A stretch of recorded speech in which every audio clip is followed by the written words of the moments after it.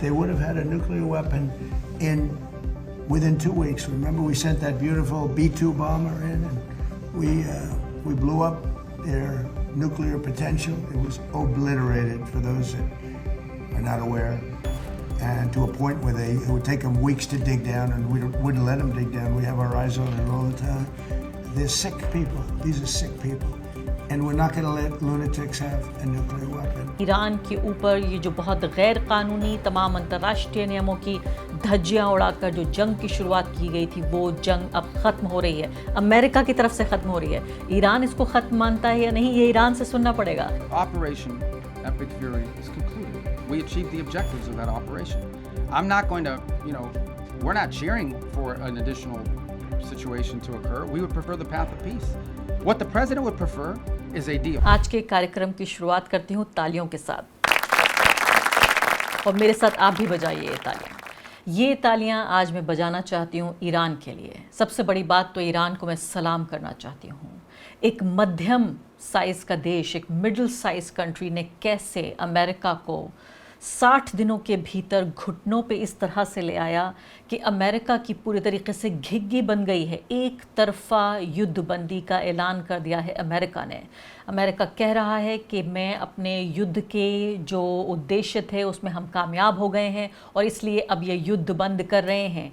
Operation epic fury, यानी जो गुस्सा आ रहा था उनको, जो फ्यूरी थी, वो ख़त्म हो चुकी है, चूँकि ईरान तो जीत चुका है। अब यहाँ खबर सुनिए आगे आप। ऑपरेशन एपिक फ्यूरी को बंद कर दिया गया है, यानी ईरान के ऊपर ये जो बहुत गैर कानूनी तमाम अंतर्राष्ट्रीय नियमों की धज्जियां उड़ाकर जो जंग की शुरुआत की गई थी, वो जंग अब ख़त्म हो रही है, अमेरिका की तरफ से ख़त्म हो रही है। ईरान इसको ख़त्म मानता है या नहीं, ये ईरान से सुनना पड़ेगा। लेकिन अब इसको सुनिए आगे आप। वो ये कह रहे हैं कि हमने तमाम तरह के जो हमारे उद्देश्य थे वो ऑब्जेक्टिव पूरे कर लिए हैं इस ऑपरेशन के, और हम अब कोई भी तरह के नए हालात नहीं पैदा करना चाहते। हम ये चाहते हैं कि हम शांति का रास्ता अपनाएं। आप ये बताइए कि ईरान के 90 मिलियन लोग आराम से अपने घरों में थे, काम कर रहे थे, वहाँ की सरकार चल रही थी, लेकिन अमेरिका को एक फ्यूरी, एक गुस्सा आया कि हमें वहाँ रिजीम चेंज करना है, हमें वहाँ सरकार का तख्ता पलट करना है, हमें वहाँ के न्यूक्लियर प्रोग्राम को बंद करना है,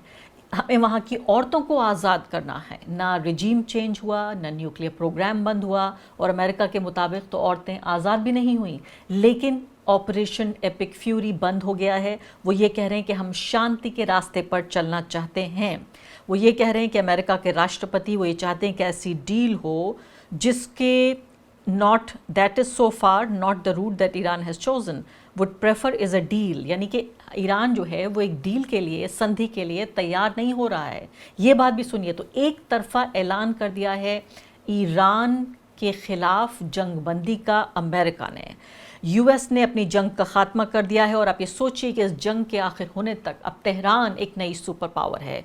ये बात मैं पूरी जिम्मेदारी के साथ कह सकती हूँ कि दुनिया की बड़ी सुपर पावर बन चुका है ईरान, और ईरान का जो नाम है वो इतिहास की किताबों में दर्ज होगा। आगे आने वाले दिनों में आपके सामने मैं कई इस तरह के एनालिसिस और एक्सपर्ट्स को लेकर आऊँगी जो आपको बताएंगे कि आपकी दुनिया किस तरह से बदल गई है, और दुनिया बदली है आपकी अच्छे के लिए।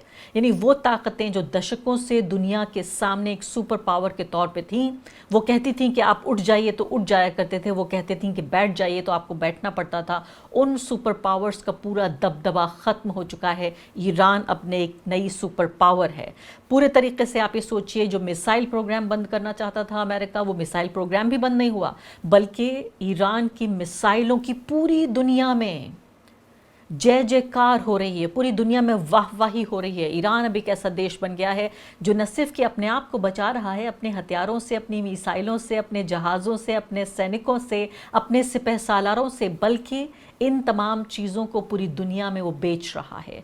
अब ईरान का जो ब्रांड है वो इस तरह से बिल्ड हो चुका है कि ईरान का पूरा मॉडल आने वाली जनरेशन्स और हमारी मौजूदा जनरेशन के लिए ये तैयार हो चुका है। तो ना न्यूक्लियर प्रोग्राम ख़त्म हुआ, ना मिसाइल का प्रोग्राम ख़त्म हुआ, ना औरतें आज़ाद हुई, ना रिजीम चेंज हुआ, न कुछ भी नहीं हुआ जो अमेरिका ने कहा था कि उसके ये ऑब्जेक्टिव्स हैं। बल्कि हुआ ये कि हॉर्मुज़ का जो स्ट्रेट ऑफ हॉर्मुज़ है उसका पूरा नियंत्रण आ गया अब किसके हाथ में? ईरान के हाथ में, जो इस जंग से पहले नहीं था। तो यानी ईरान सिर्फ इतना ही नहीं चाहता कि इस जंग में जो उसको नुकसान पहुंचा है जान और माल का, उसकी भरपाई करे अमेरिका, बल्कि वो कहता है कि मैं जन्म जन्म का हिसाब लूँगा। ईरान कह रहा है अमेरिका से मैं जन्म जन्म का हिसाब लूँगा। पिछले 50 साल में जो ईरान के ऊपर इकोनॉमिक सैंक्शन से, जो आर्थिक पाबंदियां थीं, उससे जिस तरह से ईरान की कमर तोड़ी गई, उस सब को भी वापस पाना चाहता है और इसका इस्तेमाल करेगा वो स्ट्रेट ऑफ हॉर्मुज़ के लिए। अब स्ट्रेट ऑफ हॉर्मुज़ का क्या बात हो रही है? ईरान, आप सोचिए, अमेरिका इतना मजबूर हो गया, इतना माजूर हो गया, कहते हुए हंसी भी आ रही है, थोड़ा सा रोना भी आ रहा है। आंसू पोंछ लेती हूँ।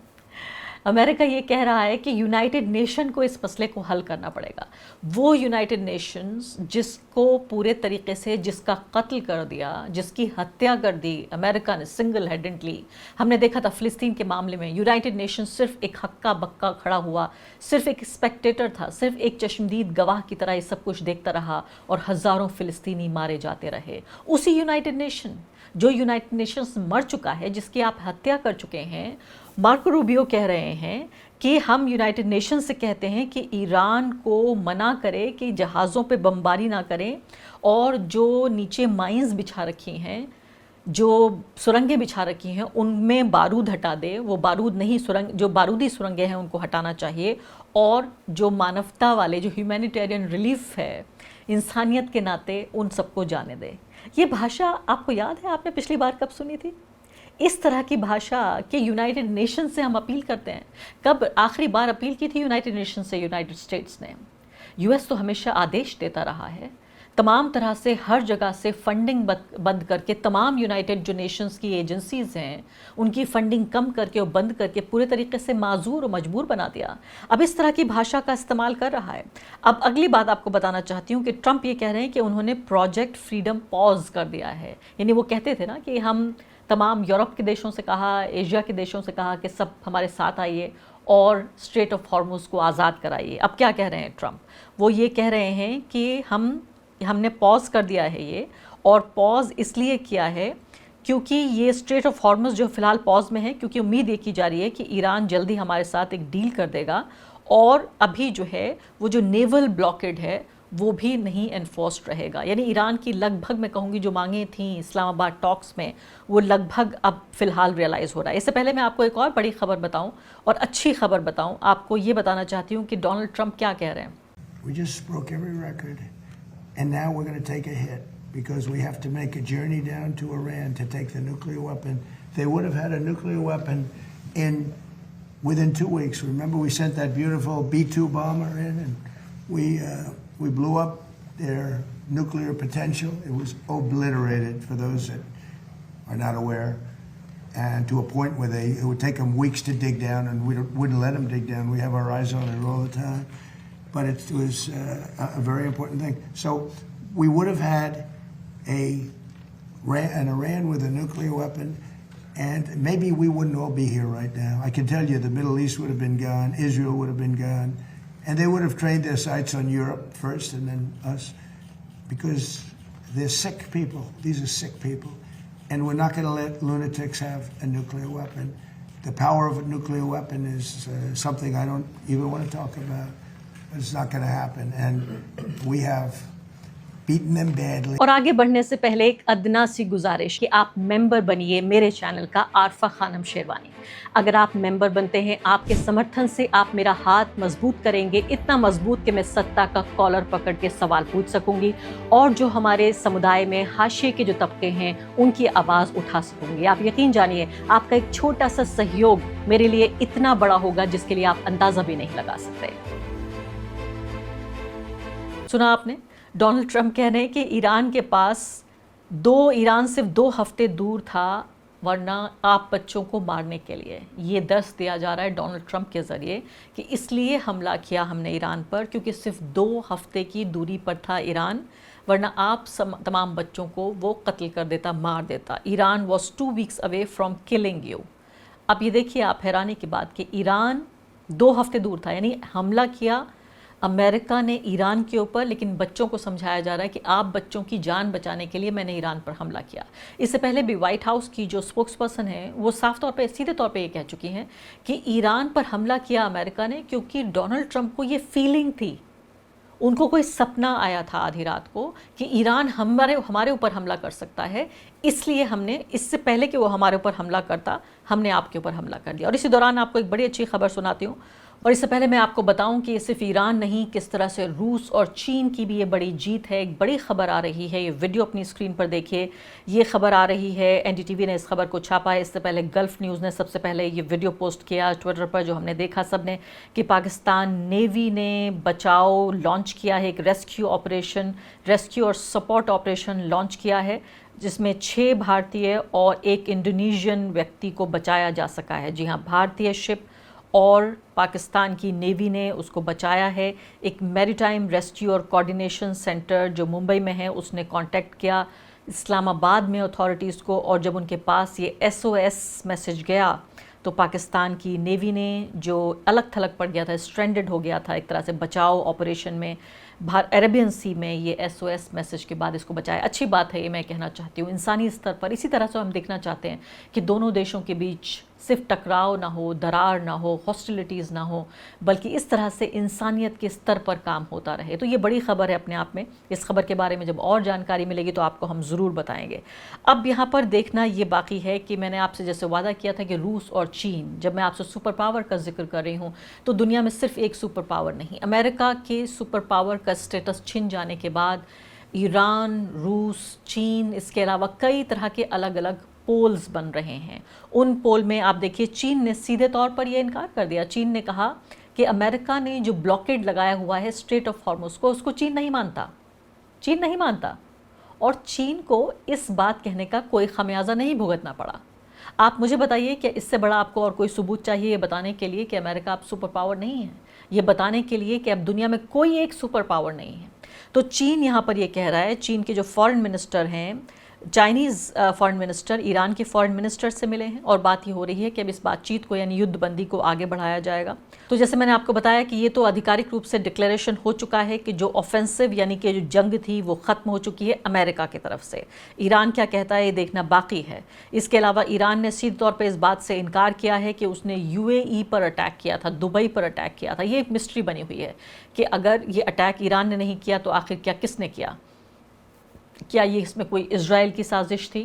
क्या इज़राइल ने अटैक करके दुबई के ऊपर फिर से ईरान और UAE को लड़वाने की ये कोशिश की? इसके अलावा मैं आपको बता रही हूँ कि इस हफ्ते में जो बड़ी ख़बरें हैं, जो इसी जंग की खबर के साथ साथ जुड़ी हुई हैं, जो आपके लिए जानना बेहद ज़रूरी है। जो गैसोलीन का प्राइस है यूनाइटेड स्टेट्स में, वो 50% बढ़ गया है, यानी 1.5 गुना हो गया है, 50% बढ़ गया है जंग की शुरुआत के बाद से।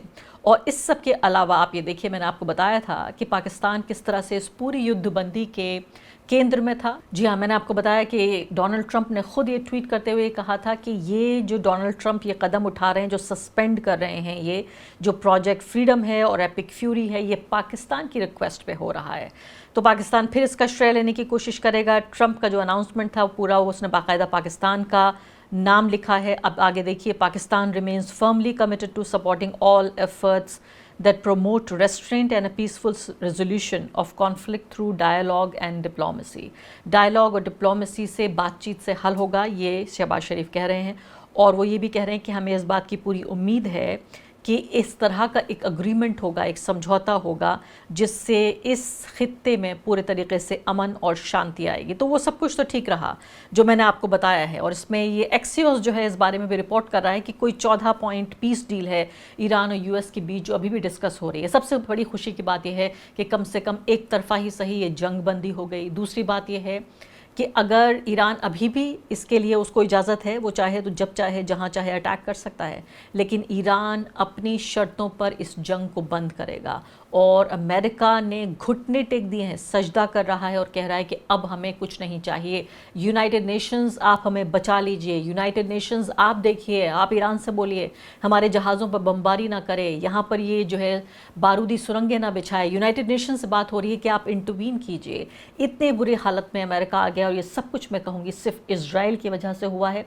इज़राइल की जंग लड़ रहा है अमेरिका, और इज़राइल के हाथों ही आप देखिए किस तरह से ह्यूमिलिएट, शर्मिंदा हुआ है अमेरिका।